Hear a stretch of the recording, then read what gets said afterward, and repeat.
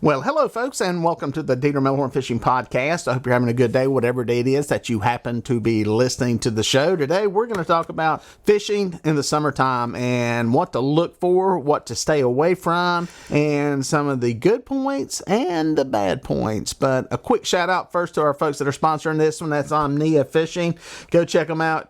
If you're going to fish this summer, you might want to try their app. They've got a fishing app there. I'll put you a link down in the description below where you can go check it out, click on it, check it out, see if something you can use.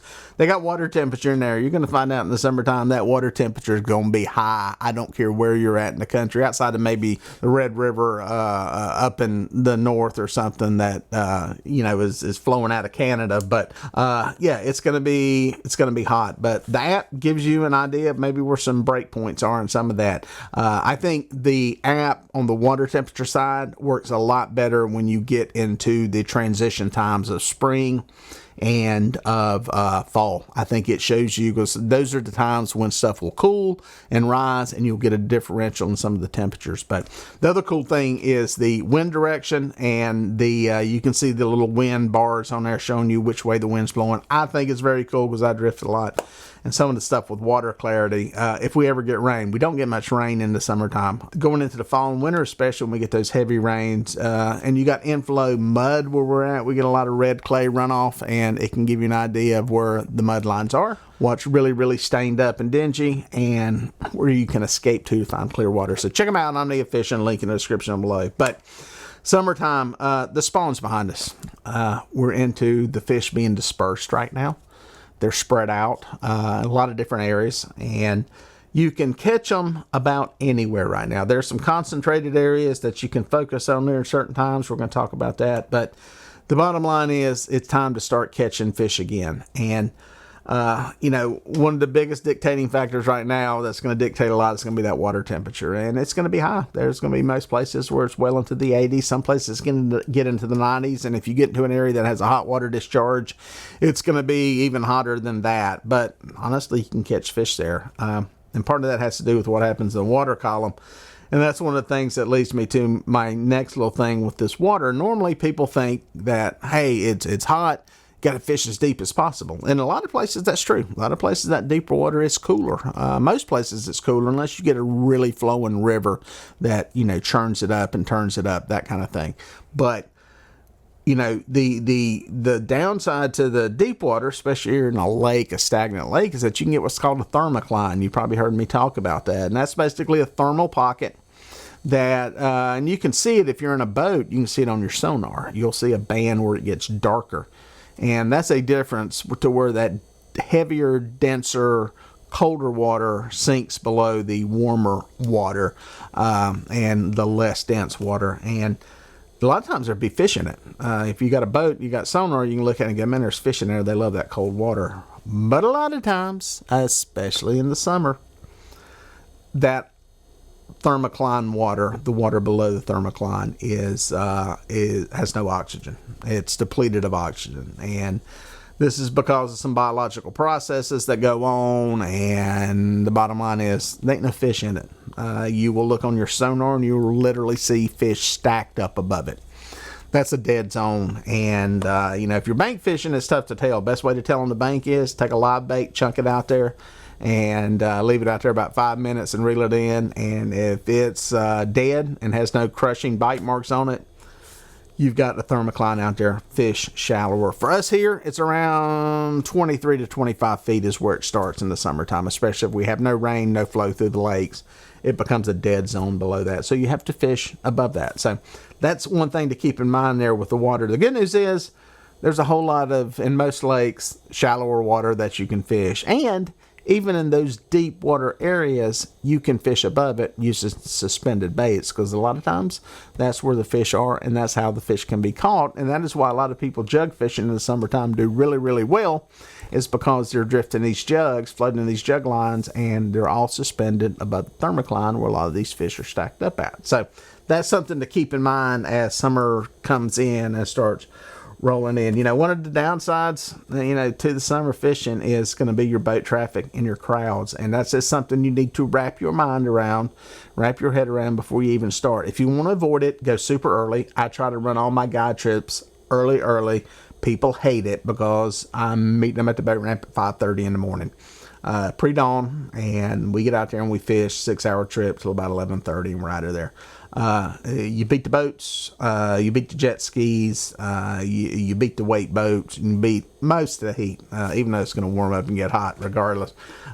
You beat all that. The other thing is to go at night. The bad thing about night is it don't really cool off good until about 2 in the morning. So those are kind of your options there to beat that boat traffic. So wrap your head around that before you get into it, and it will, it will make you go into it with a little bit of better frame of mind. One thing about the summer is that the bite kind of stabilizes. We have the great bite of spring with the pre-spawn stuff going on, and then you get to June and it's like, man, what happened to the fish? I can't catch any fish. What's going on? What am I doing wrong? Everybody getting on the water about June. School's out. It's warm enough, and it's spawn related. And then you get back in the summer, fish are done spawning, and they're starting to feed again. Water's warm, metabolism is up.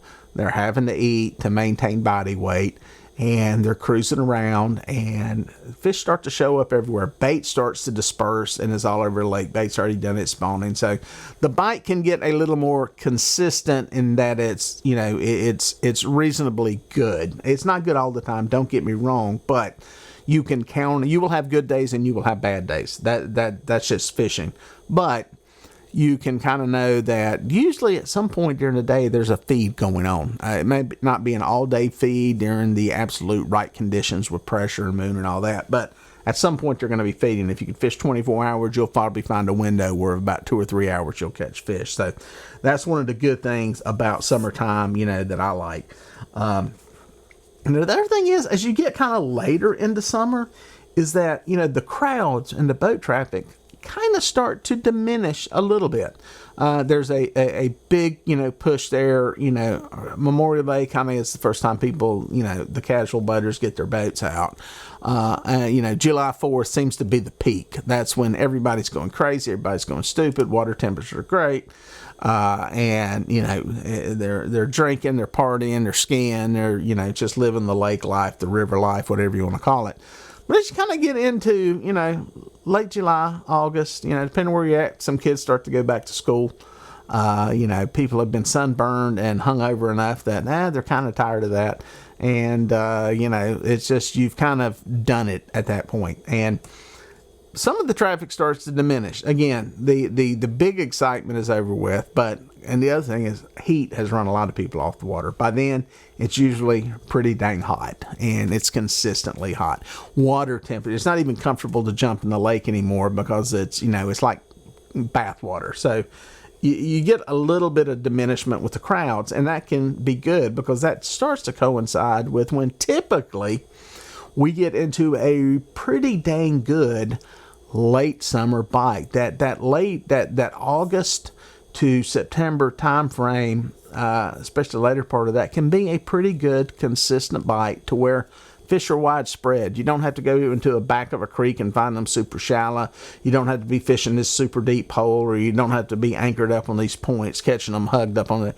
They're pretty much scattered in a lot of places. Obviously, some places better than others, but even for you guys bank fishing, usually that can be a good time to be out, especially if you can bank fish at night, because that's one of the advantages in the summertime, that bank fishing at night. Big advantage because you don't have to be worried about getting your bait super deep water.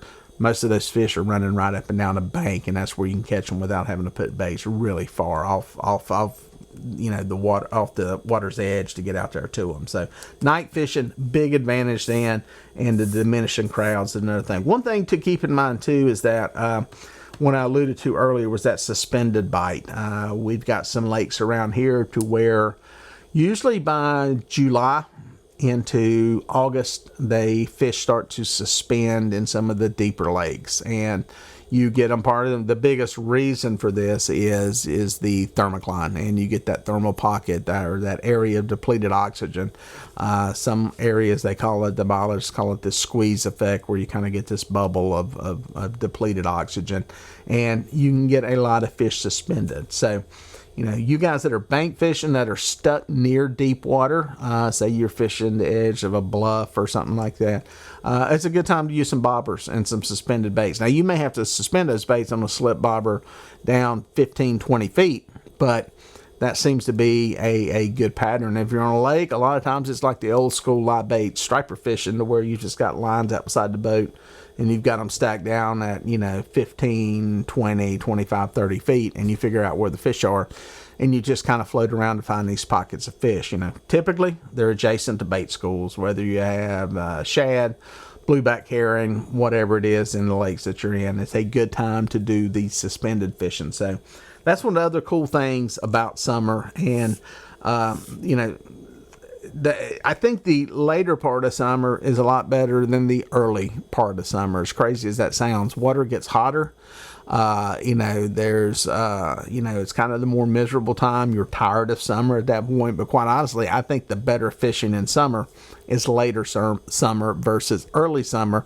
And that's because of the spawn. The spawn kind of comes in and is in full swing. And the mayfly hatches, if you have those going on, is in full swing right around the time that, you're in that June to, time frame, right around the time summer starts. So, that's the good news, is that the fishing is going to get better here, and I think it's going to get more consistent, being able to catch fish.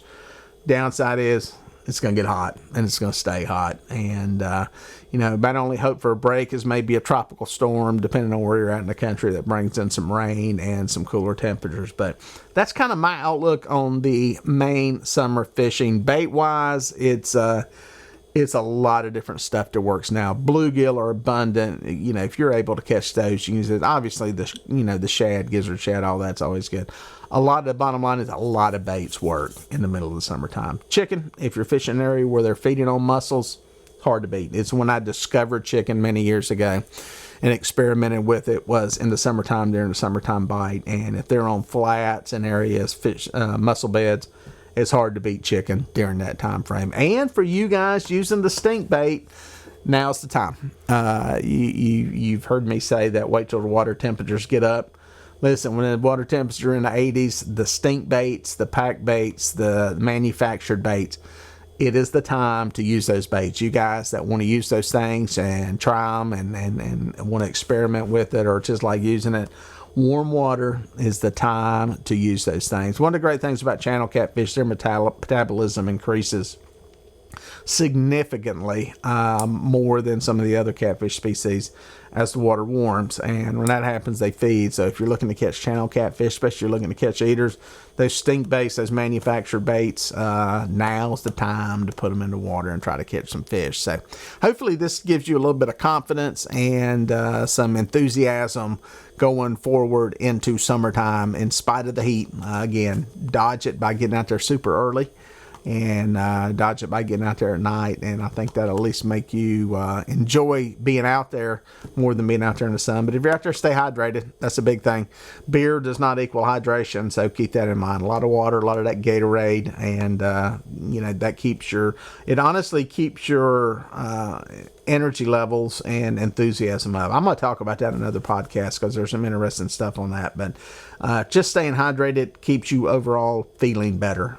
Your energy level is better. You want to be there more. And quite honestly, that's what it takes sometimes catching fish, is being in the game and staying in the game. And hydration is important, very, very important come summertime. So hopefully that's some good little tips, some good information. Go catch some fish. Leave some comments in the comment section telling me what you caught. And we'll catch you out on the water.